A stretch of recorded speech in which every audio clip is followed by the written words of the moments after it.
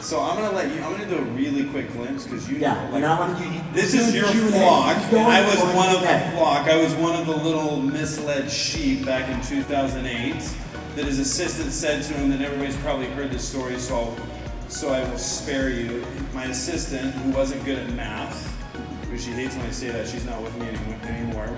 Now she has twin 5-year-olds and she just wants to be a mom, which is amazing. But anyway, she said to me during 2008 when we had like 35 listings, a bunch of unrealistic sellers, the market was free falling. She said you can either pay me or you can pay your rent, but you can't do both this month.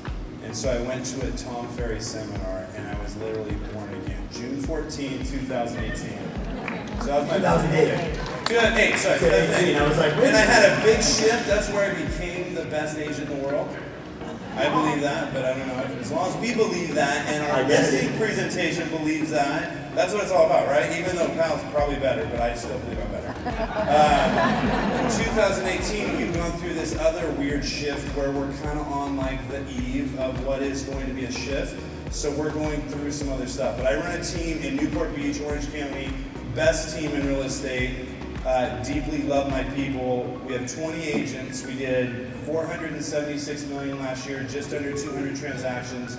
We average selling our houses at 95% sales price to list price, where the market average of our competition is 85%. So what we're doing is creating 10% more to our sellers. And every transaction, we try to create record-breaking success with a perfect and predictable experience. So that being said, I'm going to let Tom ask me questions because I think you know what you want. Yeah. So tell him, and maybe you can diagram, like first I did, then I did, then I did, then I did, then I did. Because I think they maybe need to see, you didn't just go assistant, 20 agents on the team. So that's a good question. I think this is where everybody needs to ask themselves the question, like, what do you want? Because there's two types of teams, and it's all about teams. 2016, Wall Street Journal said teams grew by 42%, individuals shrank by 19%. As we learned, if you have a really highly effective team, there's no way an individual can compete. That being said, I actually had a team within my team. I run a team where I have my own admin people, my showing agents, my ISAs that I work there, and then I have a team. And I've constantly been conflicted player coach.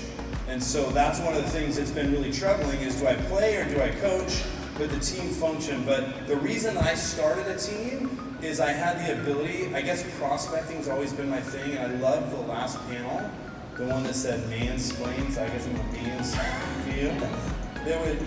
But the one thing is I was always really okay, I think maybe I had something that shifted in my head where I think some of my agents are maybe too aware. And if I were to go to a function and meet somebody that said, hey, we're thinking about selling, I would feel okay calling them the next morning and asking them, well, I know we talked about that, so I would take them through that process where I think 90% of people would get in the dialogue of their head and talk themselves out of making that call. So I become and learn a lot with having a team to get through that. But the reason I started a team is because I always could create more selling opportunities than I could actually handle. And the way that I want to handle them, where you're making it a perfect and predictable experience, you really need to have the time to do it. So I brought partners on that were probably better at handling the day-to-day of managing expectations and creating a great experience versus me taking them on and being one of 30 listings and just going to get more business and playing that game. So that's how it started. I started bringing agents on, and then it goes back. I love your assistant thing, Kyle. Like that probably was the best thing that I've heard today. So I would say that's how it started. And I would say that just to take that one step further, the structure that Tom comes up with, it's all this collaboration with people all over the world. It's like take the structure. Sometimes we'll talk about stuff and he'll say, if it's not compelling, it's not selling. Like, didn't I say that? And then people in New Jersey are saying that, and Kyle's saying that. But that's what's great about this organization. There's all this education we have, but I would say two things, like the two big things I've learned in my career. Number one, there's something that you're avoiding. I don't know what it is. We all have things we avoid. It doesn't just show up in our business. It shows up in our marriage. It shows up in our parenting. It shows up in our friendships.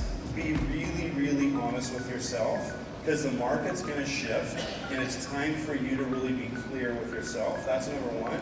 And number two, nothing ventured, nothing gained. It's like I have so many agents that I see that I'm like, if they just hired an assistant or marketing, if they just understood spending $20,000 having somebody do all the stuff they should be doing, they could create $200,000 or $300,000 more in those commissions. Or if they just had a marketing person that got them 3 listing appointments per year that they closed 1.5, it would pay for them and more. So nothing venture, nothing gain. And I think the biggest thing is like with my team right now, we're realtors. Like we should be stoked. This is, in my opinion, for a guy that didn't have a great education, doesn't have a lot of great skill sets. This is like the greatest business. It's like the sky's the limit. We can do anything. And when I see all these panels and I see the mansplaining girl and the pink jacket guy, I see people all walks of life everywhere that if you just have the commitment and you're willing just to do the basics, the NFL, the blocking and tackling, which is appointments and contracts, and you do that day in, day out, like a uniform, you can be successful. And you'll be up here, and I come here, and I hope everybody feels the same way.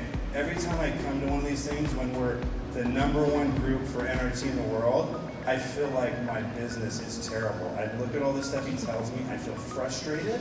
I'm like, dude, like I have so much to learn. We make the best videos, but I can't do Instagram Live, and I do all this stuff, and every time I come here, it's like I'm being measured to this measuring stick that I can't really go. All the way. Tell me what we're signing up. Right? And it's going back to the one thing that I feel that way ever, and I was talking to some people at lunch, Marty and Maxine, like, Maxine, do you guys just like shit every time you come to this? Like the 30 free seller things? I'm like, well, I do that one. But like, I can do that one and this one. Like, and I wanted 272 listing appointments last year, but I'm just not that good, right? So I feel like we all have that. But the one thing that I really learned today is like, I was there when Gary Vaynerchuk said Netflix. And I love Netflix. I'm not a sleeper. I go through Netflix shows like you have no idea. Like I'll put the kids down, the wife down, and I'll go through 3 seasons. I'll play them fast mode. Like I'm like getting ahead of life because I'm playing my Netflix in fast mode. So like that's how much I like Netflix. But I was doing something when he was saying this, working on some deal, probably like a $300,000 listing. And I was like, I love Netflix, I should do that. And I called my broker, he didn't answer, that I was doing something else, I didn't. So let's be the third. Let's be the third. There's a third, a third, and a third. There's somebody that are just no's, like just go out, walk out, do something else if you're a no. But let's not be the second, third that writes all those notes down and puts your ears. Like let's go out and just massive action, NFL effort. The guy that reached up to here, like let's just give it. Let's give it for 90 days and let's see what happens. Because ultimately, that's what this is about. And it's just a simple choice. And if not you, then who? If not now, then when? Right? Boom.